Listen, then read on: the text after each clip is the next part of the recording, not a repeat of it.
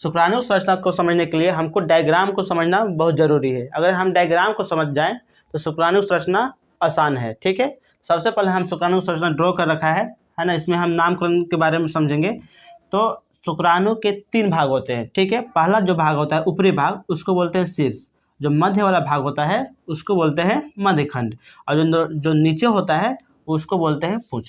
ठीक है, इसमें होता क्या है, जो सबसे ऊपरी भाग है वो टोपीनुमा संरचना होता है, जिसको हम बोलते हैं अग्रपिंडक। ऊपरी भाग में है इसलिए हम अग्रपिंडक बोलते हैं। ठीक है, और शीर्ष के जो बीच भाग में जो है केंद्रक पाए जाते हैं, जो इसमें जो है गुणसूत्र मिलता है, अनुवांशिक पदार्थ मिलता है। मालूम होना चाहिए कि केंद्रक में ही गुणसूत्र होते हैं और उसमें अनुवांशिक पदार्थ होते हैं। ठीक है, आगे हम बात करें तो ये शुक्राणु संरचना में जो है बाहरी से जो परत होते हैं वो प्लाज्मा झिल्ली को होते हैं।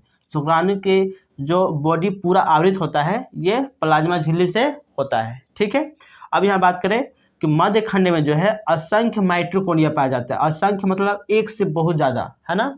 असंख्य माइटोकॉन्ड्रिया पाया जाते हैं जो शुक्राणु की गतिशीलता में मदद करता है, शुक्राणु को ऊर्जा प्रदान करता है जिससे गतिशील बढ़ जाती है। ठीक है, इसमें शेष और मध्य खंड के बीच में जो है एक धंसा हुआ क्षेत्र पाया जाता है जिसको हम लोग ग्रीवा बोलते हैं।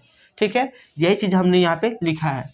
यह एक सूक्ष्मदर्शी संरचना है। देखिए ये एक सूक्ष्मदर्शी संरचना है ना। ये इसको हम नंगी आँख से नहीं देख सकते, सूक्ष्मदर्शी की सहायता से हम इसको देख पाएंगे, इसलिए यहाँ पे लिखा है।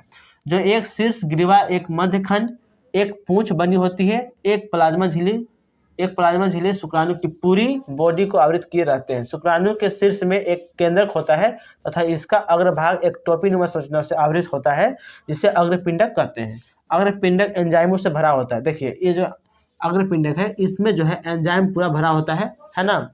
ये करता क्या है, जब मादा शरीर में प्रवेश करती है शुक्राणु तो वहाँ पे जो अंडाणु को निषेचित होता है वो अंडाणु को भेदने में सहायता करती है। ठीक है, पूरा ये चीज़ हमने यहाँ पे लिखा है ना। पुरुष में कम से कम लगभग जो है 20 से 30 करोड़ शुक्राणु स्खलित होते हैं, जिसमें से कम 40% सेम आकार का होना चाहिए, जिससे जनन क्षमता पूरा हो जाए, है ना।